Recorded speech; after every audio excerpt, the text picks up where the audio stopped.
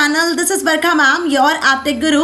So my dear class 11th and 12th IT Information Technology book code 802 students, finally आपको जिसका इंतजार था वो घड़ी आ चुकी है।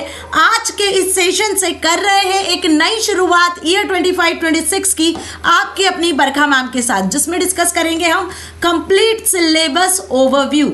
यस डियर स्टूडेंट, सिलेबस जो एक मेन रोल प्ले करता है। यदि आप अपने 11th और 12th एग्जाम को फोड़कर आना चाहते हो, अच्छे मार्क्स को स्कोर करना चाहते हो, तो आपको शुरुआत करनी होगी, श्री गणेश करना होगा सिलेबस ओवरव्यू के साथ, क्योंकि सिलेबस एकमात्र ऐसा हथियार होता है जिसके बेसिस पर आप पूरे साल पढ़ने वाले हो और अपने एग्जाम को क्रैक करने वाले हो, राइट। तो सिलेबस अपने आप में बहुत बहुत बहुत इंपॉर्टेंट रोल प्ले करता है। इसी से पता चलता है कि कितने यूनिट, कितने चैप्टर, कौन कौन से चैप्टर्स पूछे जाएंगे, कौन से नहीं पूछे जाएंगे, क्या रिड्यूस हुआ है, क्या नहीं हुआ है, पूरे साल आखिर क्या पढ़ना है आईटी में, वो पूरी कहानी बताता है आपका सिलेबस, है ना जी। चलिए तो शुरू करते हैं विदाउट गोइंग एनी डिले। यदि अभी तक भी चैनल को सब्सक्राइब नहीं किया है, then what is your waiting for, go and subscribe the channel, also share this video to your friends. अभी देखो पूरे होल यूट्यूब में 11th और 12th आईटी आपको कहीं नहीं मिलने वाला है, तो बेटा ज्यादा से ज्यादा शेयर कर दो, क्योंकि बहुत से बच्चे बहुत पैनिक हो रहे होते हैं कि मैम 9th आईटी तो आपने पढ़ा दिया, 9th आईटी तो आप पढ़ा रहे हो, but what about 11th and 12th IT. तो लो भाई, शुरुआत करते हैं आज से आपकी class 11th and 12th IT के सिलेबस के साथ, ठीक है। अब देखो सिलेबस की पीडीएफ मैंने यहाँ पर लगाई हुई है, ओके। ये सिलेबस की पीडीएफ आपको मैं डिस्क्रिप्शन में दे दूंगी, वहां से आप इसको एक्सेस कर लेना, या फिर आप इसको गूगल पर टाइप करके भी एक्सेस कर सकते हो, मैंने भी वहीं से डाउनलोड की है। बस ध्यान रखना कि आप जब लिखते हो क्लास 11th 12th आईटी, तो आपका सेशन जरूर लिखना, दैट इज 25-26। अभी एक स्किल सब्जेक्ट है, ये आपको बहुत अच्छे से क्लियर है ना।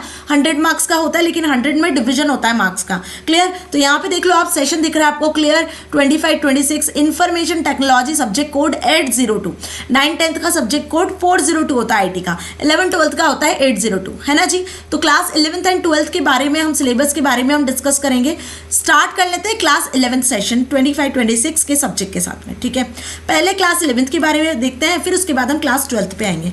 तो अब जैसे मैंने बताया कि बेटा पूरे 100 नंबर का पेपर होगा, लेकिन 100 नंबर के पेपर में 60 थ्योरी होगा और 40 प्रैक्टिकल होगा। ध्यान से समझो क्लास 11th वालों, आईटी में आपका 60 मार्क्स का थ्योरी पेपर होगा और 40 मार्क्स का प्रैक्टिकल होगा। दोनों में, चाहे बात करूँ थ्योरी की, चाहे बात करूँ प्रैक्टिकल की, बरखा मैम आपके साथ है, एंड तक आपका साथ नहीं छोड़ने वाली है, ना 11th में ना 12th में। बने रहना है बस आपको मेरे साथ, यदि आप ये पूरे 100 में से 100 मार्क्स को स्कोर करना चाहते हो। सारे वीडियो लेक्चर्स आपको प्रैक्टिकल के साथ मिलेंगे। तो कहा था मैंने कि एक नई शुरुआत हम कर चुके हैं, और अब इस शुरुआत को धमाकेदार बनाना मेरी रिस्पॉन्सिबिलिटी एज वेल एज आपकी रिस्पॉन्सिबिलिटी भी है ना जी। चलिए तो डिस्कस करते हैं क्लास 11th में। जैसे 10th में आईटी की बुक होती है ना, वैसे ही आपकी क्लास 11th में भी जो बुक है वो आपकी बेसिकली यहाँ 2 पार्ट में डिवाइडेड है। One is part A and other is part B. ध्यान से समझना स्टूडेंट्स। पार्ट ए की यदि मैं बात करूं तो पार्ट ए का नाम है एम्प्लॉयबिलिटी स्किल्स। इसमें आपको कुछ 5 यूनिट्स पढ़नी है, जो आप 10th में भी पढ़ के आए होंगे। यदि आपका 10th में आईटी होगा तो आपने ये 5 यूनिट वहां भी पढ़ी होगी। कम्युनिकेशन स्किल्स 10th में पार्ट 2 पढ़ा था, यहाँ पार्ट 3 पढ़ोगे। Self management skills part 3, ICT skills 3, entrepreneurial skills 3 and green skills 3। वहाँ जो आपने बेसिक पार्ट कवर किया था 9th में, 9th में भी था, 10th में भी था पार्ट है, 11th में भी है और 12th में भी आएगा, ठीक है। और वहाँ ये सारी चीज़ों को हमें और डेप्थ में पढ़ना होगा, क्लियर। तो अब पार्ट ए जो है वो टोटल 10 मार्क्स का वेटेज रखता है आपकी बोर्ड एग्जाम में। मतलब पार्ट ए से जो क्वेश्चंस आते हैं वो जनरली एमसीक्यू बेस्ड क्वेश्चंस या 2 मार्क के क्वेश्चंस आते हैं, तो इस चीज़ से आप अच्छे से अवेयर रहो। 10 नंबर का ये बेसिकली यहाँ से आपसे पूछा जाता है, तो लेस वेटेज रखता है पार्ट ए। वहीं यदि मैं बात करूँ 50 मार्क्स की, क्योंकि टोटल 60 मार्क्स का पेपर होगा, तो 60 में से 10 तो हो गए आपके क्या, पार्ट ए के, ठीक है, मार्क्स। अब वहीं मैं यदि पार्ट बी की बात करूं तो पार्ट बी जो है 50 मार्क्स का वेटेज रखता है। मतलब ज़्यादा वेटेज रखने वाला पार्ट बी है, जिसका नाम है सब्जेक्ट स्पेसिफिक स्किल्स। मतलब एक्चुअल में आईटी के जो चैप्टर्स है वो आपको यहीं देखने को मिलेंगे, ठीक है। Unit 1 computer organisation, unit 2 networking and internet, unit 3 office automation tools, unit 4 RDBMS, unit 5 fundamentals of Java, ठीक है। क्लास 11 12th में जावा प्रोग्रामिंग लैंग्वेज के बारे में मैं आपको पढ़ाने वाली हूँ। तो बहुत स्क्रैच लेवल से, बेसिक्स है, जैसे यहाँ दिया हुआ है ना फंडामेंटल्स ऑफ जावा, 0 से हीरो बनने वाला काम हम यहाँ पे करेंगे, ठीक है। अब मार्क्स देख लो, तो मार्क्स के बेसिस पे यदि मैं बता दूं, यहाँ पर ये ब्लूप्रिंट दी हुई है। मतलब एग्जाम आपका आने वाले 2026 मार्च में होने वाला है, लेकिन आपको ब्लूप्रिंट अभी से सिलेबस में दे दी गई है, ठीक है। 5 नंबर का फर्स्ट यूनिट वेटेज रखता है, 10-10 नंबर के बाकी यूनिट्स वेटेज रखते हैं। लास्ट फंडामेंटल्स ऑफ जावा जो आपका प्रैक्टिकल पार्ट है, जहां से आप जावा लैंग्वेज को सीखना शुरू करोगे, वो 15 नंबर का आपसे पूछा जाएगा बोर्ड एग्जाम में। तो टोटल ऐसे 50 नंबर होते हैं, ठीक है। तो क्लास 11th वालों समझ में आ गया। अब यहाँ जो प्रैक्टिकल चैप्टर्स है वो कौन कौन से बेटा, यूनिट 2, यूनिट 3, 4 एंड 5, ठीक है। Office automation tools, Java programs and MySQL commands. Unit 4 में आपको एसक्यूएल के बारे में पढ़ना है और इन तीनों के प्रैक्टिकल्स मैं आपको बताऊंगी, डोंट वरी। तीनों के प्रैक्टिकल टोटल मिलाकर होते हैं आपके 30 और फिर वहीं आपको प्रैक्टिकल फाइल और वाइवा और जो भी प्रोजेक्ट वगैरह आपके टीचर देंगी वो बना के देना होगा। 5-5 नंबर का होगा, तो ऐसे हो जाएंगे आपके टोटल 30 + 10 40 मार्क्स। तो 40 प्रैक्टिकल हो गया और 60 थ्योरी, ऐसे आपके टोटल हो जाने हैं 100 नंबर्स, ठीक है। अब आपको पढ़ना क्या है, तो देखो यहाँ पे जो पहली यूनिट है वो तो बहुत बेसिक सी यूनिट है, थ्योरेटिकल है। आप नॉर्मली एक बार पढ़कर भी पहली यूनिट के क्वेश्चंस को कर सकते हो, ठीक है। 5 यूनिट है, 5 यूनिट में पढ़ाऊंगी, डोंट वरी, ऐसा नहीं कि नहीं पढ़ाने वाली हूँ। मेन जो कॉन्सेप्ट होता है वो क्या है, वो ये है कि part be subject specific skills में जो 5 यूनिट पढ़नी है, इनमें क्या क्या पढ़ना है, ठीक है। पहली यूनिट है आपकी कंप्यूटर ऑर्गेनाइजेशन, जिसमें बेसिक्स ऑफ कंप्यूटर होता क्या है, कितने पार्ट्स में डिवाइडेड होता है, क्या इसका ब्लॉक डायग्राम होता है, कौन कौन से फंक्शंस है जो कि हर एक कंपोनेंट परफॉर्म करता है, ये पढ़ना है। फिर कंपोनेंट्स में आपके वही हार्डवेयर आ जाएंगे, इनपुट डिवाइस, आउटपुट डिवाइस वगैरह, स्टोरेज डिवाइस, ये सब आपको पढ़ना है। फिर इसके बाद सॉफ्टवेयर में ऑपरेटिंग सिस्टम के बारे में हम डिस्कस करेंगे, understanding operating system. Operating system basically सारे काम करता है, मतलब यदि हम बात करें कंप्यूटर सिस्टम में जैसे CPU इंपॉर्टेंट है, वैसे ही ऑपरेटिंग सिस्टम सॉफ्टवेयर इंपॉर्टेंट है। प्रोसेस मैनेज करना, जॉब मैनेज करना और जितने भी टास्क होते हैं hardware, software, user, security, backup, ये सब काम आपका ऑपरेटिंग सिस्टम का होता है, ठीक है। इसलिए इसका नाम ऑपरेटिंग सिस्टम है, जो कंप्यूटर को ऑपरेट करने में हेल्प करता है। तो उसके बारे में पढ़ेंगे, उनके डिफरेंसेस, टाइप्स और फंक्शन, सारी चीजें। वहीं trouble shooting in computer is another chapter, जिसमें बेसिकली आप देखोगे क्या कि कॉमन जो ट्रबल शूटिंग प्रॉब्लम्स होती हैं उसको कैसे आप सॉल्व कर सकते हो ट्रबल शूट करके, ठीक है। क्या इसकी स्टेप्स होती हैं, प्रिंटर प्रॉब्लम हुई तो उसको कैसे रिजॉल्व करोगे, स्कैनर से रिलेटेड कोई प्रॉब्लम है उसको कैसे रिजॉल्व करोगे, स्पीकर से रिलेटेड कोई प्रॉब्लम आ रही है या कोई USB ड्राइव से रिलेटेड प्रॉब्लम आ रही है तो उनको सॉल्व कैसे करना है कंप्यूटर सिस्टम में, how to troubleshoot it, ये सारी चीजें हम यहाँ पर पढ़ेंगे, ठीक है। इसके बाद आ जाती है बात तो अंडरस्टैंड इंपॉर्टेंस ऑफ यूटिलिटीज। अब कंप्यूटर के कुछ यूटिलिटी सॉफ्टवेयर भी होते हैं जो कंप्यूटर को फैसिलिटी देते हैं, जैसे एंटीवायरस हो गया, डिस्क क्लीनअप सॉफ्टवेयर हो गए, डीफ्रेगमेंटेशन, कंप्रेशन टूल्स हो गए, ये सभी यूटिलिटी प्रोवाइड करते हैं ना। तो बेसिकली यहाँ पे डीफ्रेगमेंटेशन और disk space, disk cleanup, disk को कंप्रेस करना, रिसाइकल बिन को मैनेज करना, डिस्क स्पेस को मैनेज करना, ये सारे टूल्स आपको इस चैप्टर में पढ़ने हैं। ओके, तो ये तो था 5 चैप्टर्स जो कि पहले यूनिट में कंप्यूटर ऑर्गेनाइजेशन में आपको पढ़ने होंगे, बहुत बेसिक है, जो आप बचपन से पढ़ते आ रहे हो वो सारी चीजें यहाँ दी हुई है। वहीं बात करें unit 2 that is networking and internet, तो ये 10 नंबर का आपसे पूछा जाएगा, पहला यूनिट 5 नंबर का एग्जाम में आएगा। तो अब नेटवर्किंग और इंटरनेट में क्या पढ़ोगे, बहुत बेसिक्स, कंप्यूटर नेटवर्क होता क्या है, किस लिए जरूरत पड़ी, नेटवर्क के कौन कौन से डिवाइसेस होते हैं, नेटवर्क टोपोलॉजीज क्या होती है ना। वही नेटवर्किंग डिवाइसेस के साथ साथ में नेटवर्क की टोपोलॉजीज, नेटवर्क डिवाइसेस, ये सारी चीजें यहाँ कवर करेंगे। उसके बाद आ जाएंगे इंटरनेट पर। तो इंटरनेट क्या होता है, इंटरनेट में क्लाइंट सर्वर का क्या रोल होता है, कौन कौन से प्रोटोकॉल्स होते हैं, ठीक है, कौन कौन से डिवाइसेस होते हैं, वो सब पढ़ेंगे। फिर इंटरनेट की सर्विसेज के बारे में जानेंगे और उसी के बाद फिर हम पढ़ेंगे साइबर सिक्योरिटी, क्योंकि इंटरनेट पे सबसे ज्यादा जो प्रॉब्लमेटिक आजकल चीजें चल रही है वो है साइबर क्राइम्स, साइबर अटैक्स ना। तो उनसे कैसे बचा जा सकता है, कौन कौन से वायरसेस होते हैं, कौन कौन से एंटीवायरस सॉफ्टवेयर होते हैं, या और क्या सिक्योरिटी सॉफ्टवेयर हो सकते हैं जो आपको साइबर क्राइम से बचा सकते हैं, साइबर अटैक से बचा सकते हैं ना। साइबर अटैक में भी नए नए टाइप के क्राइम्स और नए नए टाइप के अटैक्स हैं, जैसे phishing, pharming, spoofing, cyber bullying, hacking, identity theft, cyber stalking, cyber trolling. तो इन सभी के बारे में हम पढ़ेंगे, ठीक है। और इंटरनेट में नेट एटिकेट्स को फॉलो करना होता है, IT एक्ट बनाया गया है इंटरनेट के लिए, वो क्या होता है, ये सारी चीजें पढ़ेंगे, ठीक है। अब आ जाते हैं unit number 3 that is office automation tools. तो ऑफिस ऑटोमेशन टूल्स में आपको नॉर्मल जो वर्ड, एक्सेल, पावरपॉइंट वाली कहानी होती है वो यहाँ पर आपको करनी है पूरी, ठीक है। मतलब यदि आपने वर्ड, एक्सेल, पावरपॉइंट पे काम किया है तो आपके सिलेबस में यहाँ दिया हुआ है ओपन ऑफिस या लिब्रे ऑफिस। तो बेटा आपको ओपन ऑफिस में यहाँ पे काम करना है। तो जैसे आप वर्ड, एक्सेल, पावरपॉइंट पे काम करते हो वैसे ही ओपन ऑफिस राइटर, कैल्क और इम्प्रेस पे हम काम करेंगे, ठीक है। तो पहला वर्ड प्रोसेसर टूल है जिसमें ओपन ऑफिस में डॉक्यूमेंट कैसे क्रिएट करना है, ठीक है। इसमें आप फाइल को कैसे क्रिएट करते हो, इंसर्ट करते हो, सब मेन्यू को कैसे यूज करते हो, फाइल को फॉर्मेट कैसे करते हो, वो सारी चीजें। वहीं स्प्रेडशीट टूल के बारे में बात करेंगे तो हम यहाँ पर ओपन ऑफिस कैल्क के बारे में पढ़ेंगे, जिसमें स्प्रेडशीट के सारे एडवांस फीचर्स को डिस्कस कर लेंगे। कौन कौन से फंक्शंस होते हैं, चार्ट ग्राफ कैसे बनाते हो, डेटा को कैसे मैनेज किया जाता है, ऑटो फिल ऑप्शन क्या करता है, कैसे बॉर्डर वगैरह आप प्रोवाइड करते हो, कैसे एक्सेल की शीट को या स्प्रेडशीट को आप फॉर्मेट करते हो, कौन कौन से प्री डिफाइंड फंक्शंस है जो एक्सेल आपको या कैल्क आपको प्रोवाइड करता है ना जी। ये सब चीजें इसमें पढ़ना है, क्लियर। अब उसके बाद आ जाती है बात third chapter that is power point. तो यहाँ आपको पावर पॉइंट दिया हुआ है मतलब MS ऑफिस का पावरपॉइंट चैप्टर का नाम है, लेकिन यहाँ पर ओपन ऑफिस में इसको इम्प्रेस के नाम से जानते हैं।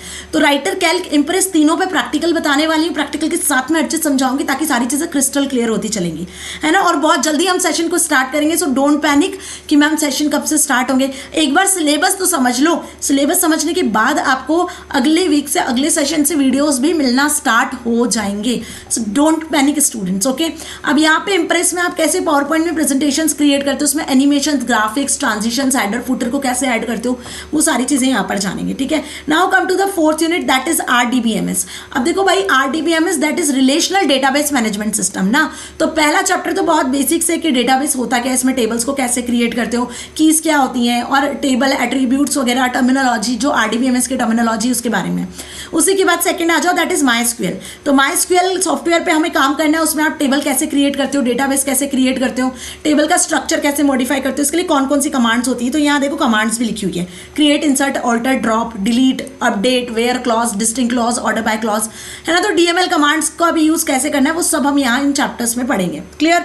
अब आ जाते हैं लास्ट यूनिट जो कि ज्यादा वेटेज रखती है, दैट इज 15 मार्क्स का आपसे पूछा जाएगा, जिसका नाम है fundamentals of Java programming. Whole YouTube में आपको क्लास 11-12 का IT कोई नहीं पढ़ा रहा होगा, जावा आजकल कोई नहीं पढ़ाना पसंद करता है आजकल, क्योंकि पाइथन का जमाना चल रहा है ना। बट IT में आपको जावा दिया हुआ है, तो हम जावा को भी स्टार्टिंग से पढ़ेंगे, जैसे मैंने बताया बिल्कुल स्क्रैच लेवल से ही आपको दिया हुआ है सिलेबस में भी, कि जावा को आप कैसे डाउनलोड करोगे, कैसे इंस्टॉल करोगे, इसमें आप कैसे IDE पर काम कर पाओगे, ठीक है। जे बटन, जे लेबल, टेक्स्ट फील्ड, जे रेडियो बटन, टेक्स्ट एरिया, इन टूल्स को कैसे यूज करोगे।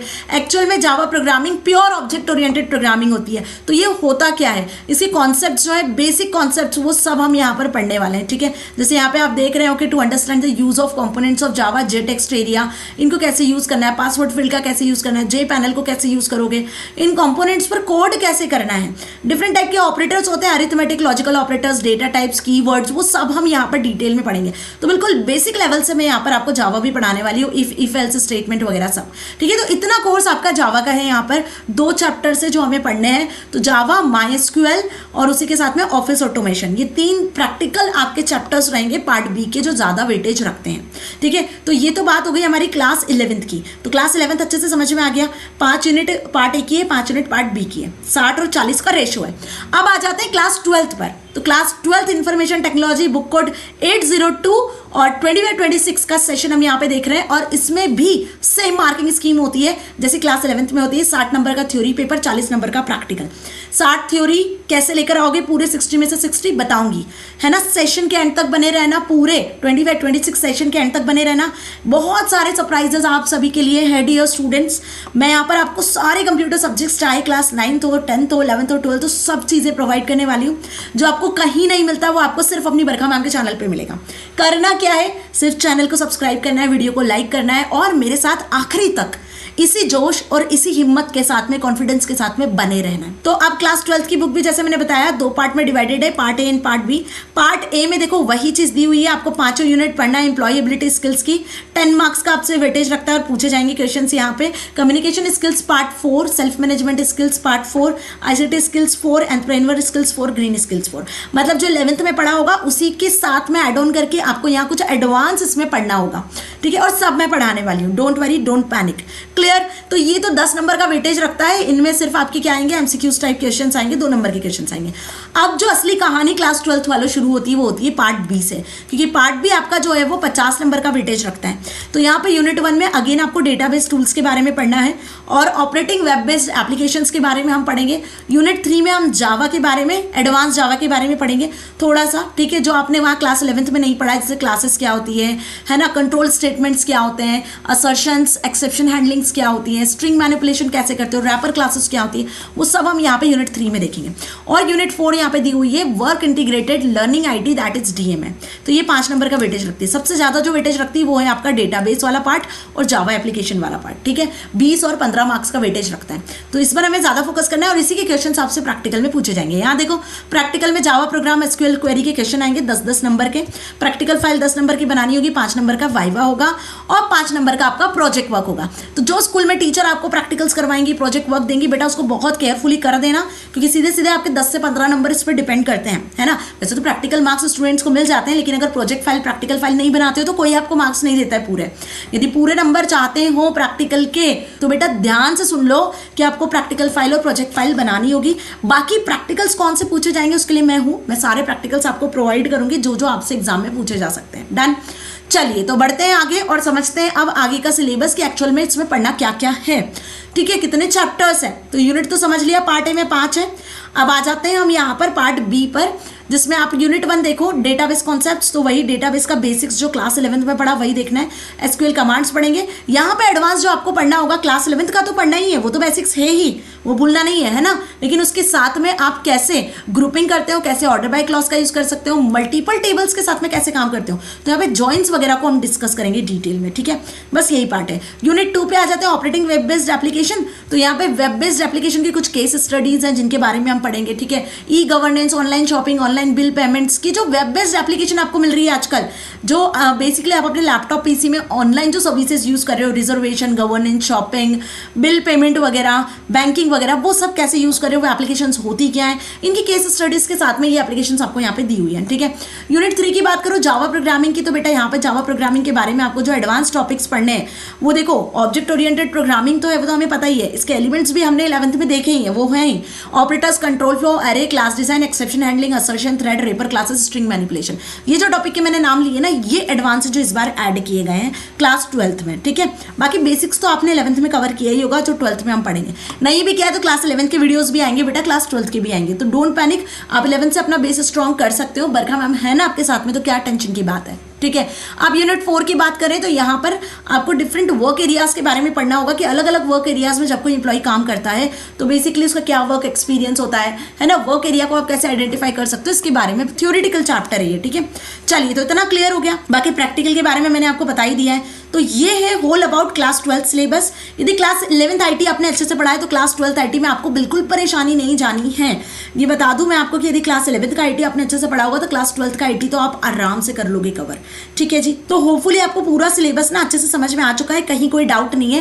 कोई भी डाउट होता है तो आप कॉमेंट सेक्शन में लिख सकते हो, राइट। तो यदि सेशन अच्छा लगा है, आपको यूजफुल लगा है, अपना सिलेबस, लेटेस्ट सिलेबस ईयर 25-26 का आपको अच्छे से सारी चीजें क्लियर हो चुकी है कि अब इस सिलेबस के हिसाब से आपको कौन कौन से चैप्टर्स पढ़ना है, कितने चैप्टर्स आपसे पूछे जाएंगे और कौन कौन से टॉपिक्स पे आपको फोकस करना है पूरे होल ईयर 25-26 में, जिसकी मदद से आप अपने एग्जाम में अच्छे मार्क्स को स्कोर कर सकते हो। अच्छे इन द सेंस मेरा टारगेट स्टार्टिंग से यही रहा है कि हमें सिर्फ और सिर्फ फुल मार्क्स को स्कोर करना है। जब आप पूरे 100 में से 100 मार्क्स का सोच कर चलोगे तब आप 90, 95, 98, 99 पर पहुंचोगे। तो हमारा टारगेट हमेशा यही होना चाहिए। एंड बिलीव में स्टूडेंट्स इसमें आराम से स्टूडेंट्स फुल मार्क्स को स्कोर करते हैं। बस जरूरत होती है कि उन्हें हार्डवर्क करने के साथ साथ स्मार्ट वर्क करने की। तो स्मार्ट वर्क कैसे करना है वो मैं आपको बताऊंगी। बहुत जल्दी आपको वीडियो लेक्चर्स मिल जाने हैं। यदि अभी तक भी चैनल को सब्सक्राइब नहीं किया, वीडियो को लाइक नहीं किया, then what is you waiting for, go and subscribe the channel so that आगे आने वाले इंपॉर्टेंट से सेशंस के नोटिफिकेशंस आपको मिल सके। मिलेंगे अगले सेशन में, till then stay here, stay happy, thank you so much.